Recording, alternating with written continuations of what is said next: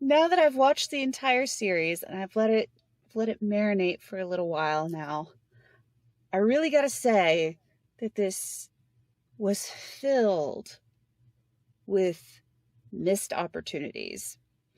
Like, it could have been so cool. It could have been so exciting, and they could have really started to fill in the gaps between, okay, the Death Star has been destroyed and the Empire is defeated, and then, 30 years later, kidding, now we have it back and it's worse.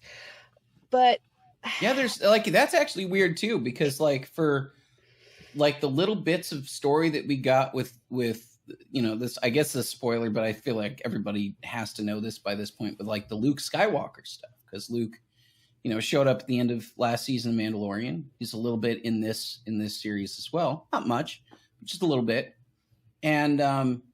And most of the scenes we got there were trying to bridge the gap between that and The Last Jedi, building his temple and things that we saw in, the school that he was building and all that kind of stuff. I have no idea exactly where they're going with that, or if they'll sort of course correct on any of the stuff from The Last Jedi. It doesn't really look like they're trying to, which is a little disappointing. Because I think they actually could, right? I think they have an opportunity to sort of course correct there, but I don't think they're going to. No, I don't think they are either. And it could have been so cool, but instead we just get these really lame characters. Yeah. They don't do anything awesome except for maybe in the last episode, but you didn't really set that up properly. So it was just well, now we've got, King Kong Rancor Paul, running around. Let me challenge you, Paul. Name one new character that we have not seen in previous mediums. Say mediums because there's some from the animated series. Name me one new character from this series that was good. That was good? Or even give me one of their names. Do you remember the name of any of the Boba Fett's Power Rangers mod squad? I think the only gang. The Tuskens back in before, the Tuskens were interesting, but I don't think they didn't really have characters, credited names. No. That's pretty much it. The Vespa gang was, it's pretty much this entire show could have been interesting. There's some interesting ideas that you could explore there, but it just handled so poorly. As did their Vespa. So I also handled very, very poorly. For sure. Well, it was very stable. So these dangerous modders have very stable. They Vespas. had hover rounds that you couldn't tip over if you tried, which also made it seem like there was no danger or excitement to anything that they ever did. There was an article from a blog called Dread Pennies. It's Graham Bradley's blog. I don't know if you saw this or I did, and I read it this morning. Yeah, it's fantastic. It's a fantastic post on this blog. At first goes through the criticisms of Book of Boba Fett, all of which I share emphatically, I feel like. And then it goes on to actually offer a sort of a retcon of the entire series, and to do it again with a different plot that actually took all of the same beats, or took a lot of the core beats and did it better. I would argue. I think it did it better. But the one thing he said about the Vespa people, I want to read a little bit of this. He said, "If you've ever been stuck in Portland, these people look familiar to you. Now, maybe cyborgs in Star Wars are nothing new. They've just never been this pointless, bad, stupid, obnoxious, or a waste of oxygen. Nobody likes them. Nobody is impressed by them. They do nothing. Seriously, they're a bunch of unemployed Zoomers who complain about the cost of stuff, yet they've got expensive cyborg mods, and their stupid little space bikes have ridiculously loud paint jobs, and are the only things in Mos Espa not covered in sand. And he goes on to mock the girl's arm in particular, which I actually didn't really even think about that much until the final episode, when I realized that she had a hand on top of a robot arm. And so he asks, did they cut her arm off, give her a robot arm, and then stick her human hand back on? Where's the blood circulation come from? The sense receptors? Or is it a cyborg hand like Luke's covered in fake skin? If so, why cover the hand but leave the rest of the arm exposed? These are small questions, but they sort of, for me, there are a lot of those questions that really stack up over time in this series. Yeah. And they're also indicative of a deeper problem, which is you didn't think this through. No, there was no thought given to a lot of these kinds of choices. And it really feels off to me, especially when I look at it in the context of having been written. I think every episode was written by Jon Favreau and Dave Filoni. And I'm struggling to see how that makes sense in the context of this. Because they wrote all the Mandalorian episodes. They don't have these kinds of problems in general. Like, you don't see a lot of these things, like characters that like just don't make any sense. One of the things that really drove me nuts, and we talked about at the beginning of like the first couple episodes, especially when we meet the Vespa gang, is that their big complaint is the guy is like overpriced, overcharging for water. And so their complaint is that water's too expensive. Well, first of all, it's a desert planet. So water is probably pretty expensive on this planet. And so it probably is something that would have like a black market or have, a pretty strong incentives for people to steal or to hoard or, to do these kinds of things. And yet when they go around their little Mario Kart race, they knock over like 1 million gallons of water and it just goes into the desert and nobody cares.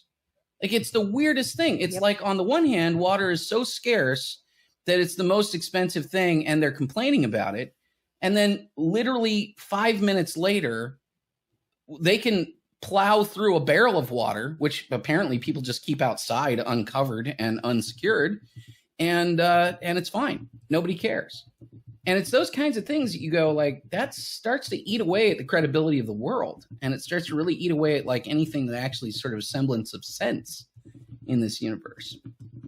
It was weak. Yeah. I strongly suspect that, I don't know, Disney's board of directors were just uncredited writers. This felt a lot like there was like Kathleen Kennedy meddling in it. It definitely felt a lot more. I mean, I coming back to the Vespa people. I'm sorry, I'm like stuck on these Vespa kids, but like, why put them in the show, right? Like they feel like a play to capture like a youth audience or to appeal to a certain generation or a certain demographic or something like that. Like, that's the only real good explanation I can think of as far as why you would want to include them, because they don't otherwise add anything. And they actually detract from a lot of the other things that were interesting. Paul, you're right. You've been right from the beginning that the Tusken Raider stuff is actually some of the more interesting stuff that happens in the first 3 episodes. But we keep cutting away from that to like Mos Espa stuff that's boring, which is lame. Yeah. And there wasn't really any payoff. I know he uses Bantha stick to not kill Cad Bane because it's Star Wars. But I had an interesting relationship with this show because going into it when it was first announced after season 2 of Mando, I didn't care. I don't care about Boba Fett the character. Right. And when the season started, we talked about this on the Discord, but I was the only one that was interested by the Tusken Raider stuff. And so my interest was peaking. And then we got to episodes when we went to the Mandalorian side of the thing, and I was like, okay, they're going to bring it all together. You got to stick the landing. And then Robert Rodriguez comes in with one of the worst episodes of television I've seen in a long time for the season finale. And that got me thinking, I'm like, wow, this was the season finale was really bad. And I'm surprised Robert Rodriguez is the one that directed it. And so then I went back through and looked at the directors, and he directed 3 of the episodes this season, and it was episode 1, 3, I believe, and the 6, the season finale.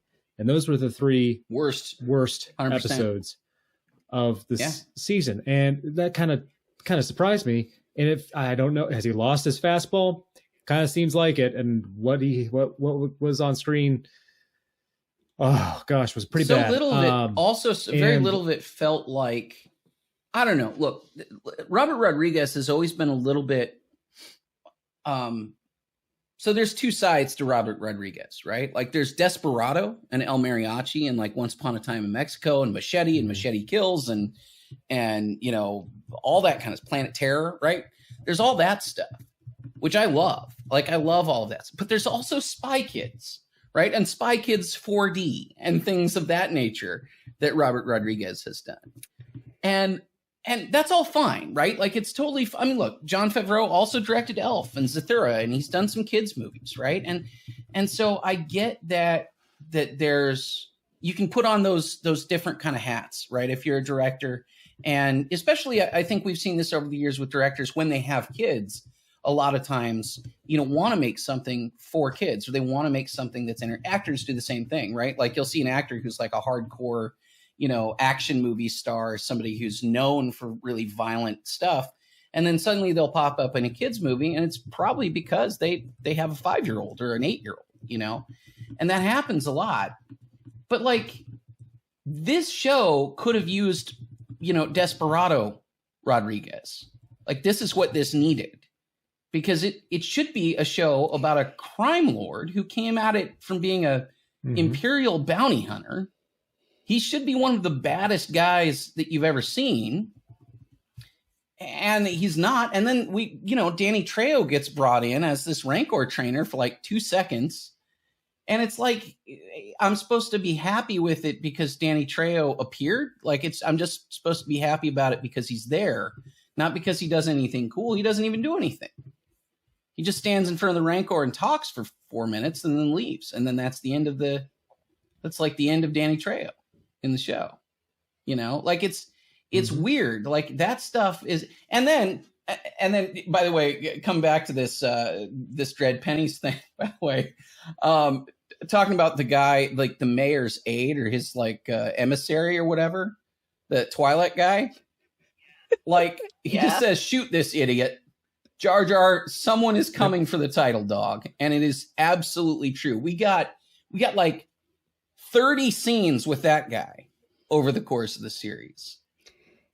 It was deeply, deeply disappointing that character did not die a grisly death. Like he should have been eaten by that Rancor. 100%. So I thought almost for certain, I was pretty confident. There's a point at which Boba sends him out with a message, knowing that the message is basically like, up yours to the people that he's delivering the message to the Pike. Should have been dead there. But I would have held out for the Rancor. I would have held out for the Rancor for that too, but I just feel like I thought for sure that would be the moment. Like finally Boba has had enough of this guy being useless. Like finally. Once again, missed opportunities. Totally. Well, I mean, but that guy, I mean, it's so weird, like the amount of screen time that goes to certain things, but then not to other things in this series. Like it's just so strange. And then there are many, many things that are sort of set up that just never get paid off at all. Yeah, there were. Yeah, it was not great. Well, and then this or that got paid off and never were set up to begin with. So like, it's a lot of that. Whole mess. So while the writers were Favreau and Filoni, there was very different directors, and from what I've heard, Favreau was rarely on set, and I'm not sure about Filoni. Filoni only directed one episode. Felt like this whole series, I think. Right. So it felt like each episode was different, and you get the Mandalorian episode where he's on that space station, which is totally different feel than the entire other part of the series. And you get this episode with Grogu training with Luke, which is just another that was Filoni's type of feeling. And then and then all the Robert Rodriguez terribleness that just feels like totally different. Yeah. And it's kind of a microcosm of Disney Star Wars, where you should have one overarching creative vision, but instead there's for some reason you don't get it, and you get these different, very weird combination of things that are supposed to go together. And then you get things just don't make sense. Yeah. So I do want to give a shout out to Bryce Dallas Howard, though, because her episode, which was basically the Mandalorian episode, fantastic. Excellent episode. It really was. And that episode, like, just by itself was a great story, right? Like, it was a tiny little version of a series of the Mandalorian, in that, like, he starts out bounty hunting, starts out like doing something, and then ends up actually going through several locations and trying to, deal with, go back to his people, his other Mandalorians, and, deal with armor and Beskar and all that kind of stuff. And it's like just a little mini version of like a Mandalorian series. And it had a full complete story in that one episode. And I thought Bryce Dallas Howard handled that super well.